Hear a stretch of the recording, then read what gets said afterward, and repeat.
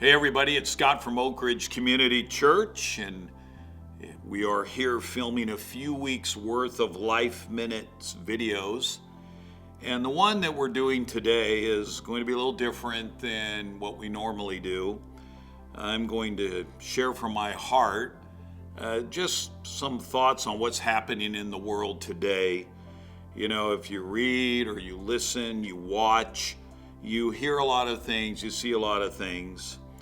As you study the scriptures and you think about the world that's happening right now, all that's happening, and as we pray, just thoughts pop into my mind. I'd like to share those with you this morning.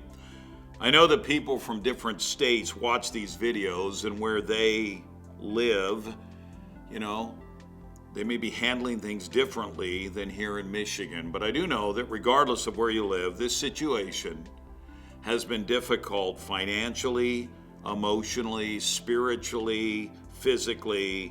And so I thought I would just address just some things this morning in this video. In doing so, I know this, people will have different opinions regarding what I say, and they're free to hold those, just as I'm free to share my thoughts. And I say this specifically of Christians, regardless of what you think about everything going on in our world today. Our goal should always be to glorify God in whatever it is we are doing. 1 Corinthians 10:31 says, "So whether you eat or drink or whatever you do all to the glory of God." And so the word all covers everything, doesn't it? And so regardless of what you're thinking regarding everything happening in the world today as a believer, our responses, our actions, just need to glorify God. I also am thankful, and I'm just putting this out there as a little side note, that we live in America where we have the right to share our views about what is happening, and I appreciate that fact. And that we as believers live in a country that we can honor the Lord as Christian citizens. I think even when we speak up, when we are able to speak our mind, we do it as believers, and that's the whole thing. We are Christian citizens here in America. So I'd like to just share a few thoughts as we continue about the current situation before us. And there's just four things very quickly I want to mention. And I hope that these encourage you. I really do. That's my goal in this video. The first thing I'd like to note, and this is pretty much obvious to most of us, many of us, or pretty much all of us, the current situation we're in is something that we have never encountered before in our lifetime here in America. Now, we do know people, and I know people, and so do those of you watching this video, who have gone through some pretty trying times in their life. I know people that during World War II, they and their families were fleeing for their lives in Europe. They had family members that were killed during the Second World War, and just some of the stories they tell about the things they went through as they were trying to escape from a bad situation. Some of us have family members who, for example, went through Vietnam. Now, that didn't affect our entire country, we could say, financially and all, as this pandemic with the COVID-19 has. But I know for a fact our family was affected by Vietnam because my brother was over there fighting in the jungles of Vietnam and Marine reconnaissance, and I know how hard that was on my mom, and I was very young at the time. But it affected us, and we know even after Vietnam how it affected many of those that were there. Now, it's true, those situations may not speak to us because of how wide range this COVID-19 is in affecting people. But it came to my mind that I must never forget that there are other people that have endured some pretty rough stuff in their lifetimes, and we may know some of those. We also know of Christians around the world, and there are other groups, but primarily Christians who are suffering greatly for their faith and have been for years. And I thought about this. So for many in some countries, when you become a follower of Christ, you can lose your job. You can be cut off from your family. If you're in that situation, and in sometimes where you live, your life is threatened on a regular basis. Add to that this pandemic in those countries where Christians are already being suppressed, and it just adds to what they're going through. And I say that to remind myself that I cannot forget about those people, even while we're dealing with things here. I need to pray for those people. I need to do what I can to help. And so we know others that have gone through some terrible situations in our lifetime. But let's be honest, this pandemic has affected us and here in our country, and we can be honest enough to admit that. But so the first thing is, this is a situation that many of us, if not most of us, have not had to go through. Okay, and as I said before, it has affected us financially, emotionally, physically, and spiritually. But with that in mind, there's a second thing that I really believe is important that I have to remind myself of, and it is this. Though this pandemic is in our face all the time, it is. You can't get away from it because it's reality in our world today, and it's caused so many things to change, and we are living in it.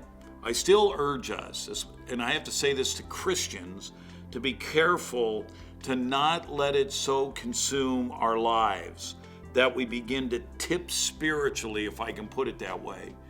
It might be easy to wonder, well, where is God in all of this? And we might allow the situation to kind of get us doubting how good God is, and is God in control? Does God know what's happening?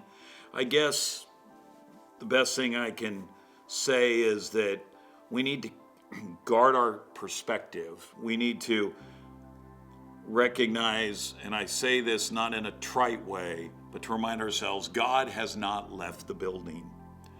We're finishing up our Easter series this Sunday here at Oak Ridge, and in the following Sundays we're going to be going back into the Psalms and looking at some of the Psalms. They've got some great words for us about life in general, and we're going to talk about the Psalms. And it's in those Psalms that I realize and recognize that no matter what is happening, God has not walked away from us. He is not blind to what is happening. So we have to guard our hearts. Now, whether this is prophetic, whether what is happening is tied to the return of Christ or not, I'm not going to address that in this video. Maybe I will at another time. But I do know this, and this is something that I get from the New Testament specifically, is that we do need to live as a believer as if Christ will come today. But we need to live as if he might not come for 10, 20, 30 years. The point is this: it doesn't matter. It shouldn't matter. In other words, I need to be consistent in my Christian life regardless of what I'm going through. 1 John 3, John writes that anyone who has the hope of being with Christ and seeing him in his glorified state and being like him, where we receive our glorified bodies and that we're hit with him someday, he says anyone who has that hope purifies themselves. In other words, as we wait for the return of Christ, we need to be consistent in our Christian life. And sometimes when all of this stuff is overwhelming us, it's hard to do. We got to go back to our roots. We got to go back to that foundation, who is our Lord. And believe it or not, God is doing some amazing things in the midst of this. People are coming to Christ. And even though we can't meet per se as a church, we still are able through social media to reach out and to share the message. Christians are doing on-the-ground care. For example, Samaritans, Purse has set up a hospital in New York to help there with what is happening.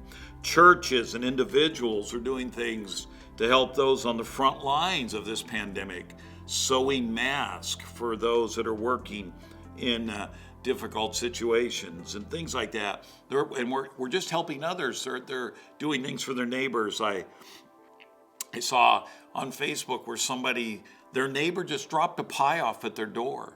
We here in Michigan, in some of the neighborhoods, kids have been drawing phrases on sidewalks with chalk, and these are just phrases to encourage people. I mean, people are being creative to reach out, and churches and Christians are seeing this as an opportunity to maybe minister in ways that we hadn't thought of before, or to begin to think about and pray for people that we hadn't before.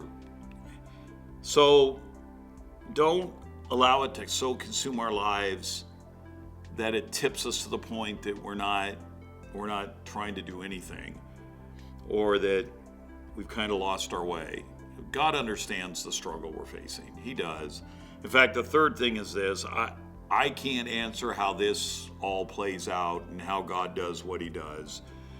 But I know, and there are Christians that right now are not working.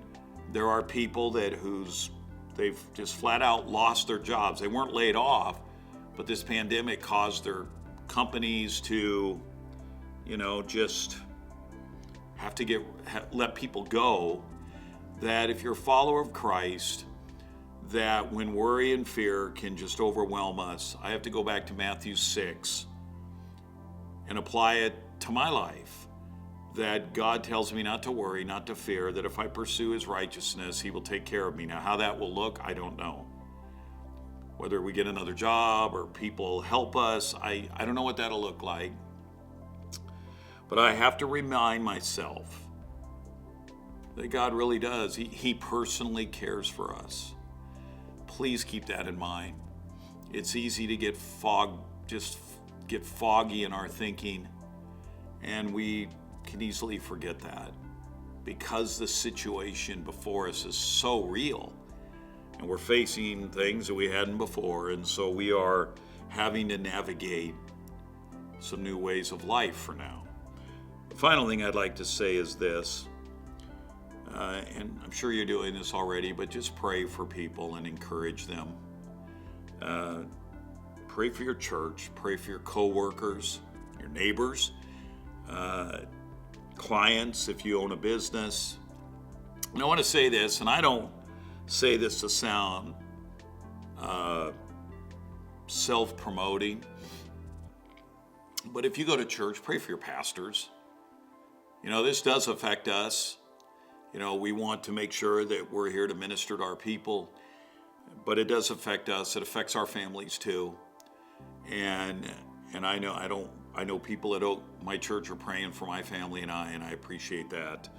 But pray for your pastors, and again, pray for leaders in your church. Pray for our government. So remember that, this is something that we've never encountered for the most part, even though we know people that have gone through difficult times, and people are in our world today. Second thing is, don't let this so consume us that it tips us spiritually. God is in control.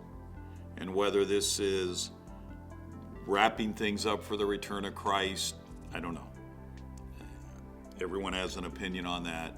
Maybe I'll address that another time. But just remind ourselves, the third thing, that God personally cares for us. That's what I love about the Christian faith. We have a personal God who invests himself in our lives. And the fourth and final thing is this: pray and encourage people. Drop a note in the mail, send an email, a text, a phone call, just to say, hey, praying for you, thinking of you. It really does make a difference. So hang in there. We're in this together. And know that the folks of Oak Ridge Community Church are thinking of all of you, and may God be with you. Thanks.